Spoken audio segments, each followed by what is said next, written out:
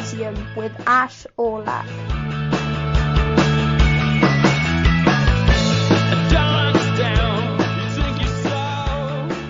Hi guys, welcome back to your Comp Podcast with Kids from the Symposium. Today's just a quick kind of catch-up, bite-sized episode about stuff that's gone on in the last week. We thought, given some of the stuff like Man City's ruling to do with their ban from Europe, and the extension of the transfer window, and even the rule on subs, that we ought to do a quick pod just as a news roundup, and then we'll leave the kind of longer pod with the games and the reminiscing of times past for later in the week. So I guess we should just start. Lawrence, what are your thoughts on the most recent round of games? Well, I'd like to start off with the United game, if that's okay. Yep. We drew 2-2 against Southampton, and to be honest, can't really complain too much about the result. Even though Southampton did get their equaliser from a corner in the last minute, I think that throughout the game they were always in with a shout, and in the end I think a draw was a fair result. Although there will be concerns about the way that we conceded the goal.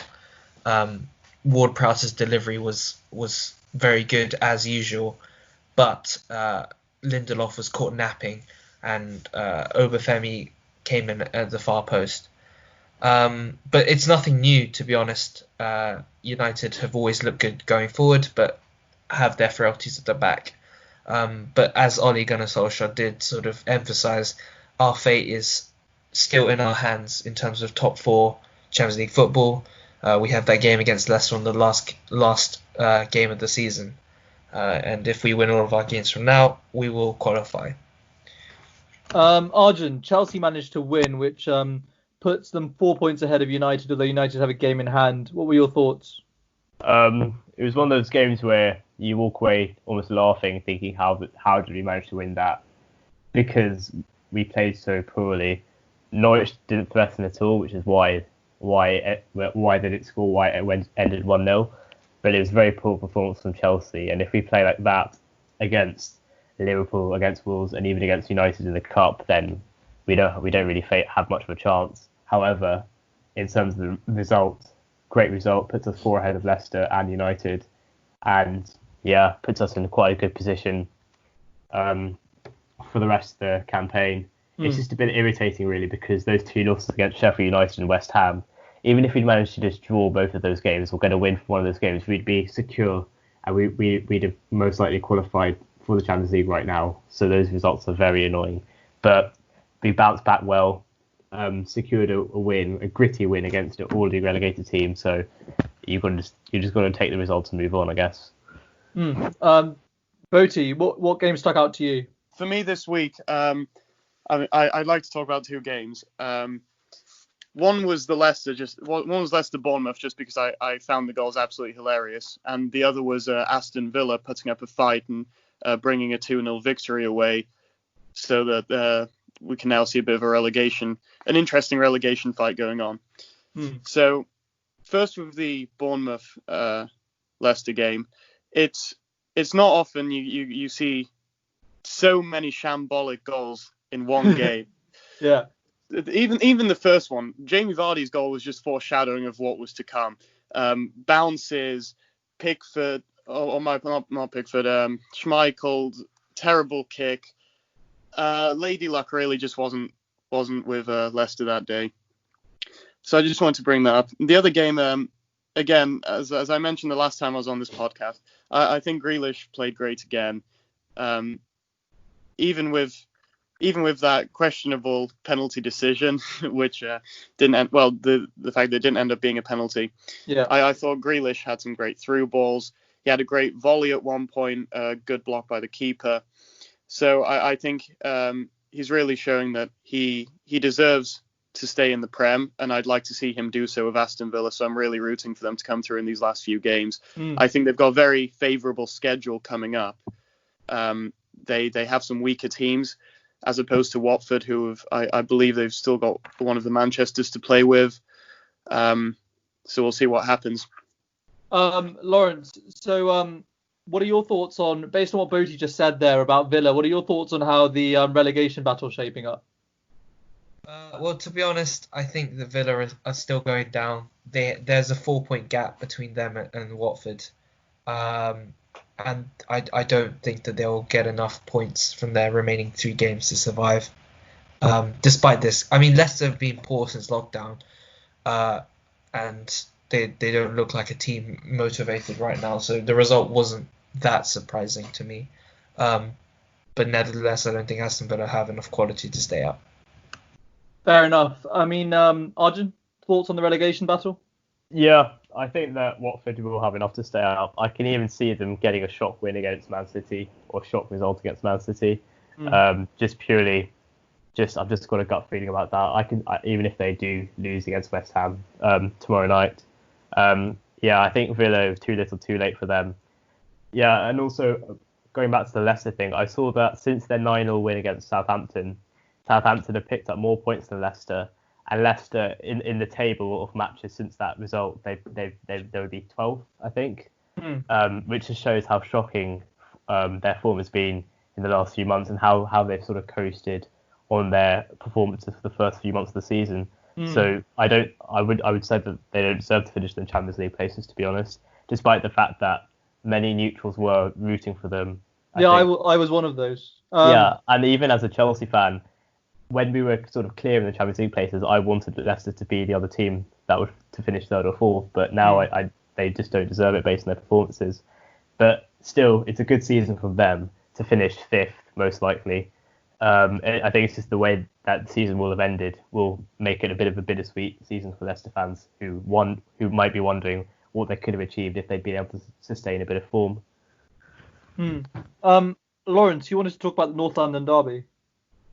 Yeah, well, despite this being one of the, I guess, the least hyped North London derbies in a long time, because both clubs are out of European places and there were no fans at the Tottenham Hotspur Stadium, but I think it was quite an interesting game to watch.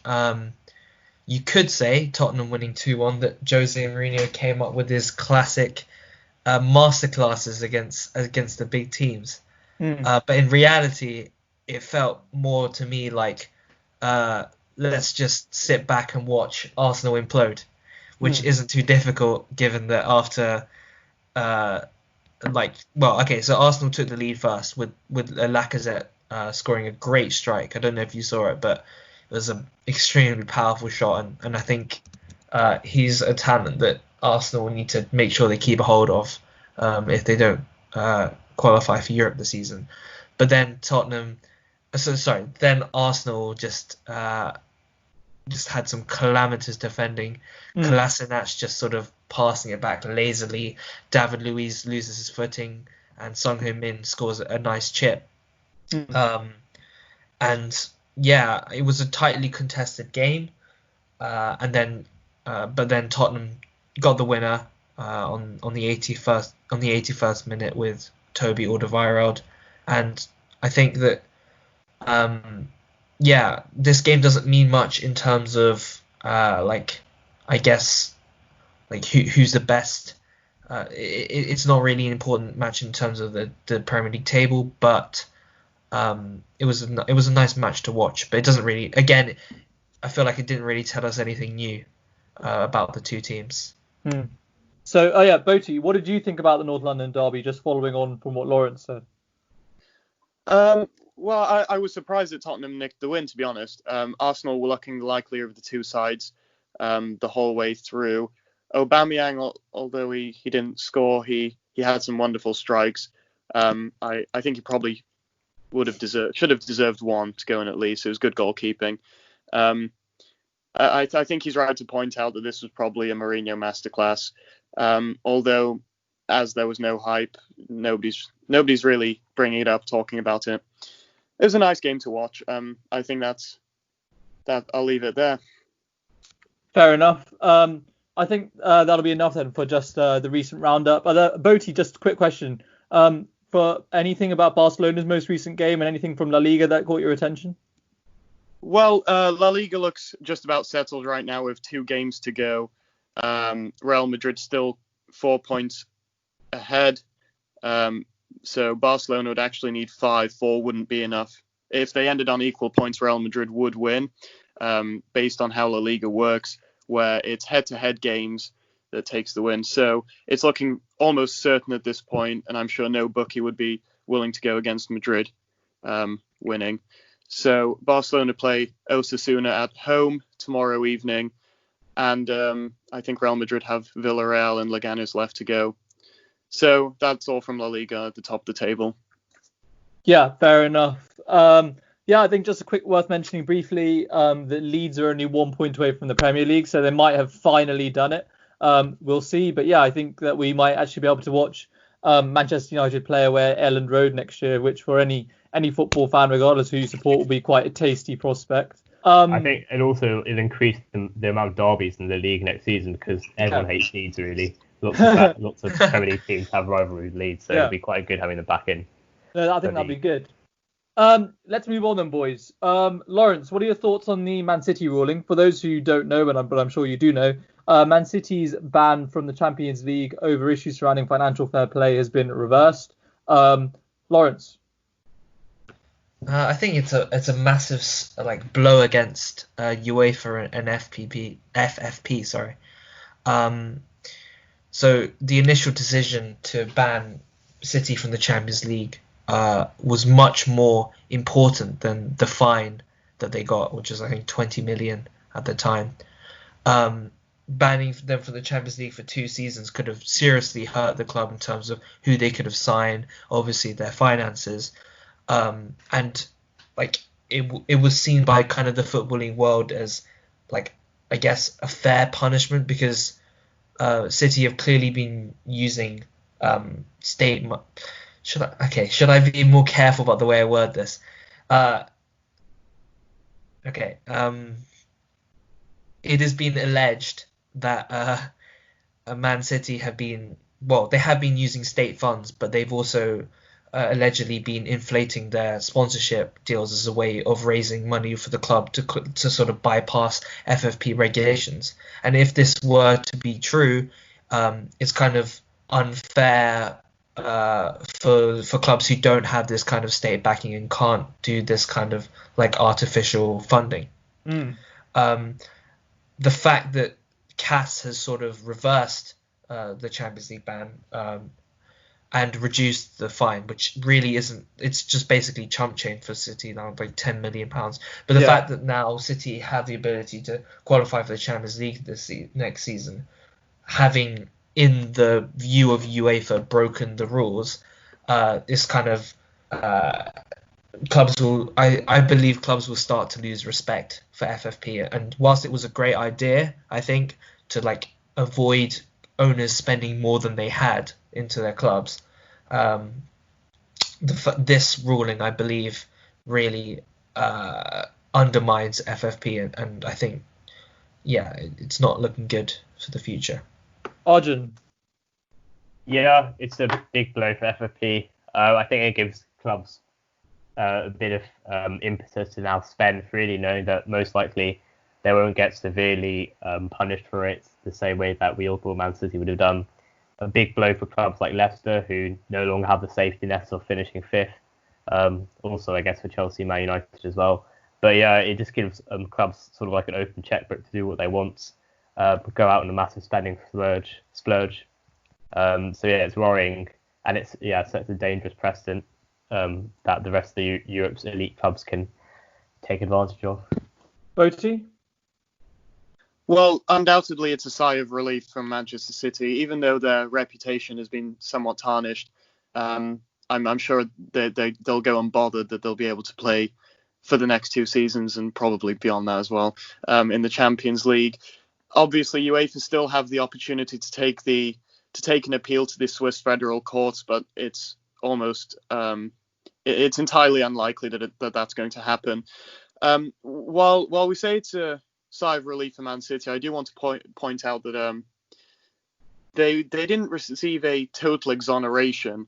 The fact was that the report said that there was just inconclusive evidence so that they could be sure of any violation of FFP, right. Rather than there was no evidence. in similar vein, I think many of the claims were simply time barred rather than proving that City actually did nothing wrong. Right. So while City win on the face of it, I think there are still questions to be asked about their conduct, and I'm sure their reputation will remain damaged for quite a while yet. No, I think there's some really interesting points about the fact that it wasn't a total exoneration, and maybe this is wishful thinking, but maybe that means that FP has some future in the extent that there were legitimate claims against Man City, but things that aren't related to liability, like time barring, are the things that vitiated those claims. I watched an interesting interview with Pep, and he had a sort of sense of righteous indignation, and basically just played a kind of sympathy card that Man City are traditionally a small club, although they have their fair share of legends. They are a small club that has been disrespected, and he basically cited it quite interestingly. He cited a conspiracy of about 10 or 11 elite clubs, like he mentioned Liverpool and Manchester United, those kind of traditionally strong clubs, and he said that these clubs are mounting a behind-the-scenes conspiracy against Manchester City because they're unable to beat them on the pitch. Now, obviously, those are some bold claims, and they state perhaps Man City's indignation and feeling that they've been overly disrespected. But given, as you say, the lack of a total exoneration, the fact they were still handed a £10 million fine, and the fact that the issue here seems to be the burden of proof of the financial fair play rules and their time barring, rather than the existence of liability or otherwise, I think Pep is slightly pushing it by making these allegations, and I personally obviously think that they're quite baseless. Lawrence? Yeah, I think it's important to note that the fine in the end, the 10 million fine, was imposed because Man City initially refused to cooperate with the investigation. Because if you remember back when, I think 2018, when the football leaks were released to the public, I think City were arguing that that because of that information was obtained illegally, they had no obligation to cooperate with the investigation. So in a sense, this fine is not really related to whether they are liable or not. It's more to do with the fact that they didn't cooperate with UEFA. Yeah, fair enough. I mean, I think that builds on what Botti said. And also, I do think that Pep basically also said that Man City shouldn't be punished for not cooperating, because he basically described the whole investigation as a kind of hoax, in the same way that Donald Trump kind of describes the Russia investigation, although the comparison doesn't really work. And he seems to therefore suggest that this is a conspiracy, and instead clubs should try and beat Man City on the pitch. I mean, Botti, what are your thoughts of the fact that of this kind of conspiracy leveled by Pep, and the idea that it is a kind of plan to delegitimize City? I mean, I personally don't agree with it, because it doesn't seem to be a plan to delegitimize them. It actually is an issue of liability from UEFA rather than any specific club. Yeah, and I love the American politics comparison, especially because the whole 10 million fine was because they didn't hand over emails, which I find very funny because it drags Hillary Clinton into it as well. But as for what Pep said, I think it's very difficult to be a manager in these circumstances. I'm not sure what I would expect a manager under my club to say. Obviously, he's going to stand up for the club and state that they were in the right. I think it would be career suicide to do the opposite. Now, you're right. He made some very bold claims. I think maybe he went too far. There's absolutely no evidence that I've seen to support what he's saying. I really hope it's not true. And, well, yeah, I think that's all. Maybe he should have tempered himself a little, but obviously there are expectations on him to really unequivocally stand up for Man City and its cause. Lawrence? Yeah, just the final thing to add is that there's always been this sort of paradox between the way that City is run in a footballing sense and the way that it's run in a non-footballing sense, because everyone can say that City play one of the best football in the league, if not the world. The way that they make transfers, they don't buy like world-class players. They buy players like Sane or Sterling or Aguero who are like not quite there. They spend like a little bit of money on them, but they don't sort of splash out on a bunch on world-class players. But then you do see that the way that the club is run behind the scenes is quite dodgy, right? The fact that they just get this money from the Emirates and the whole investigation seems to have tarnished their reputation. And I guess what Pep is trying to do is trying to divert it back to the footballing world, you know? Yeah. No, I think that's a very good point. And on the issue of changes and rules made by international organisations, I think we should move on to the new ruling from FIFA and UEFA that next season clubs can use 5 subs. Arjun, what are your thoughts? It's a terrible decision. I think it benefits massively the richer clubs who can afford to build deeper squads. Many clubs in this restart have used fewer substitutes because of the fact that they don't have enough good players to bring on.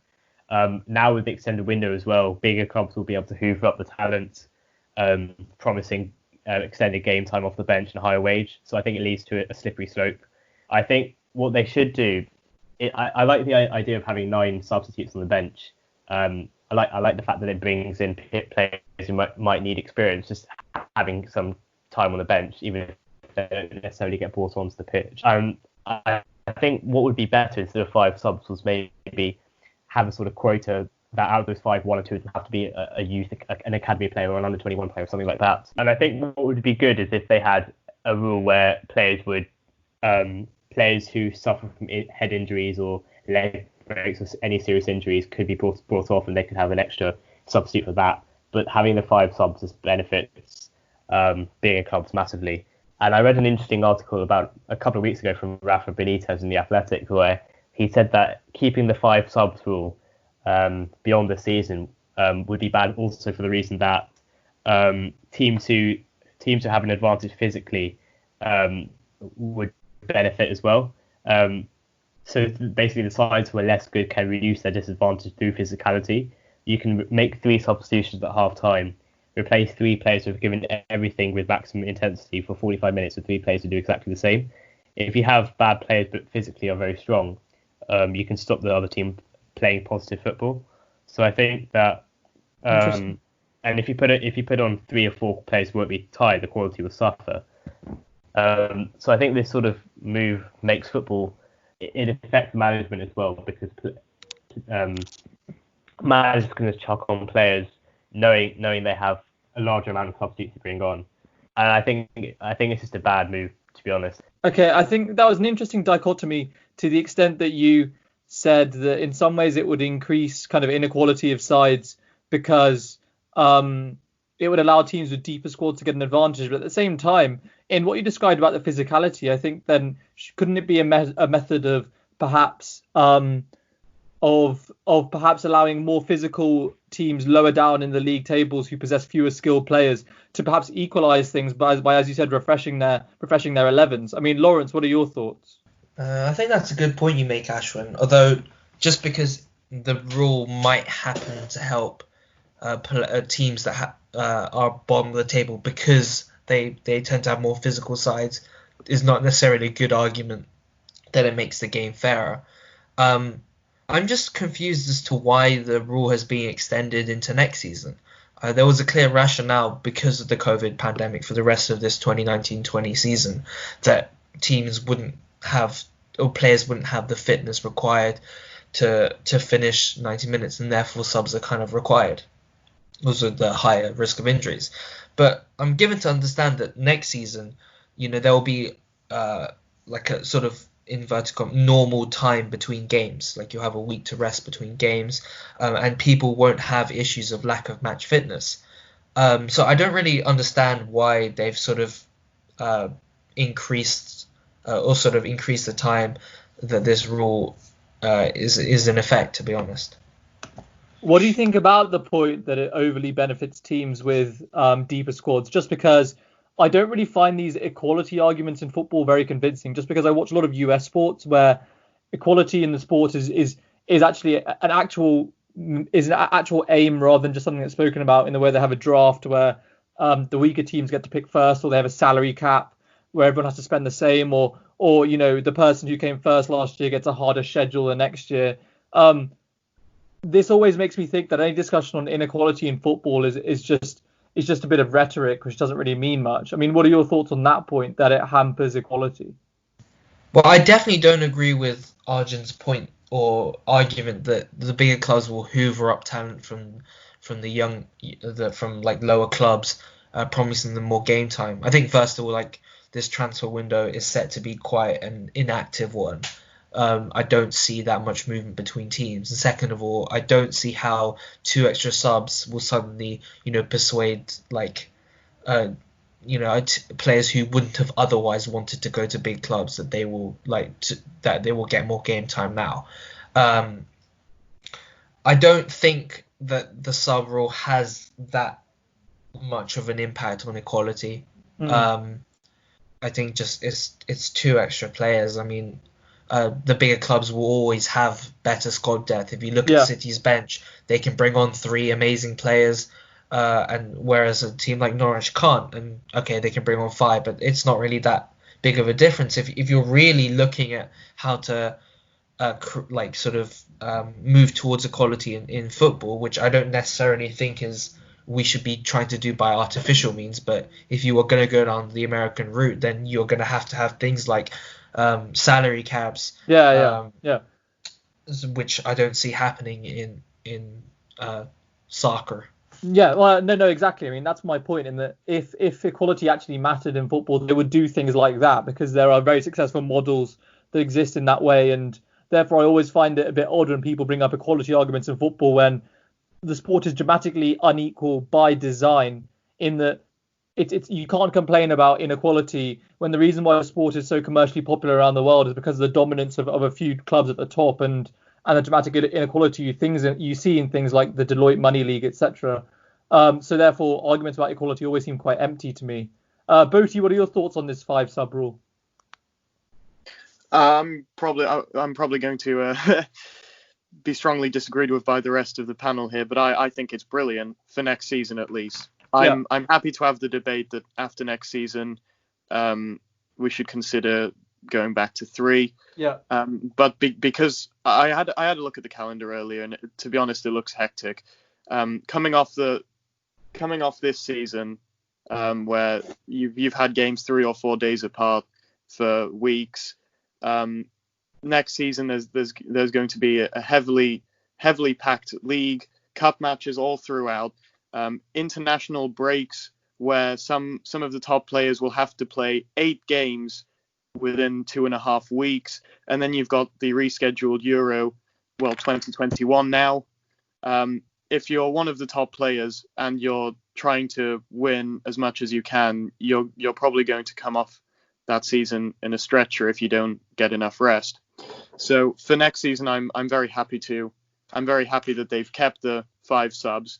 I think it's worked beautifully in La Liga from what I've seen, and I think clubs throughout have benefited from it. Yeah. And I actually, on the point of youth, I can't predict.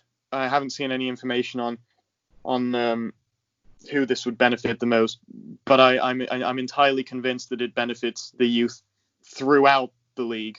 Yeah. They get an opportunity. You had this season La Liga record broken. I think it was a 16-year-old who came on for Mallorca. Yeah. Of 15 even. I can't quite recall, but you now have an extra opportunity per game or 2. And I think that's great. No, I think I definitely agree. Sorry, carry on. Yeah, on the back of this, I think it's interesting. It would be interesting to bring up the another new rule they're considering, which is the concussion sub. I think it's great to talk about it now, especially given the Manchester United game where Manchester United ended up with 10 men, and then you can make the argument conceded as a result of that. Where I think it was Brandon Williams, was it Lawrence, who suffered a concussion and had to be taken off? Yeah, his head was bleeding because he had a big shunt when going up for a header. Yeah.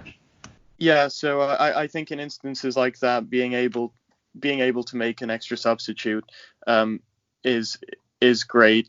No, I agree. I mean, that kind of model works in rugby, and it means that medical doctors, although they're impartial and they're professionals, it means they have even less pressure to overlook concussions for competitive reasons, because the team isn't adversely affected by taking a player off for a concussion. So yeah, just from the kind of health outcome standpoint, that seems a very sensible position.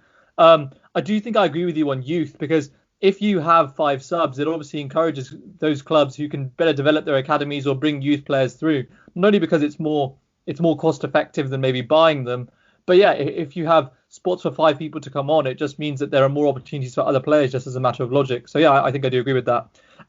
Let's move on then. On the final issue, you said, I think Lawrence mentioned there, that next season's transfer window won't have much activity. Well, today we heard that the transfer window has been expanded to have a later deadline in October. Lawrence, what are your thoughts?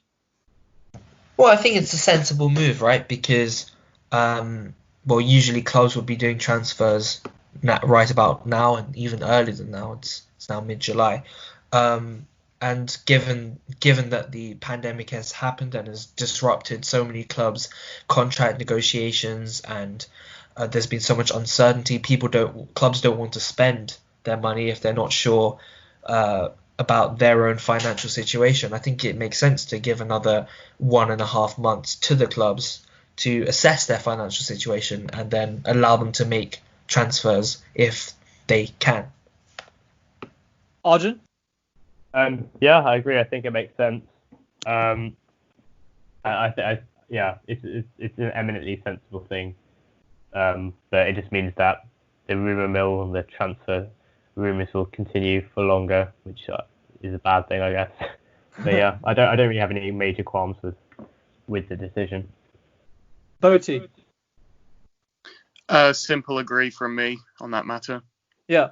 I just wondered, just quick then, before we finish, just final question, because I'm not sure. What are the arrangements for when next season is starting? Do any of you know? Yeah, I think it's the 12th of September is the provisional date for the start of the Premier League season. Right. I assume it'll be around the same for the other major leagues. Right, so the player will only get maybe a week or 2 off and then go straight back into it. Yeah. And I assume even less. I assume even fewer weeks off if it's or if they were playing in the Champions League tournament. Yeah, and that could affect the next season as well. Teams like Liverpool will have had the rest. Might be coming into it fresher than a club like Man City. So you never know how that might affect the start of next season. No, I think that might strengthen Boti's argument about the 5 subs then perhaps being necessary in the issue of fatigue. But yeah, thanks boys. Thanks for that reasonably quick roundup. We'll see you next time for a longer episode. And a more normal episode. Just a quick reminder that we're on Spotify. The link is in our Instagram bio, the Symposium podcast, where you'll find not only our football series, but all our other series on film, on music, on travel. And yeah, if you go on our Spotify, you'll see all our links to our YouTube page and our Instagram.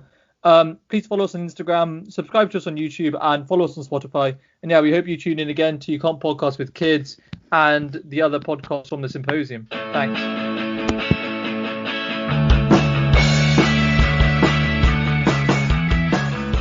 The Symposium with Aulak.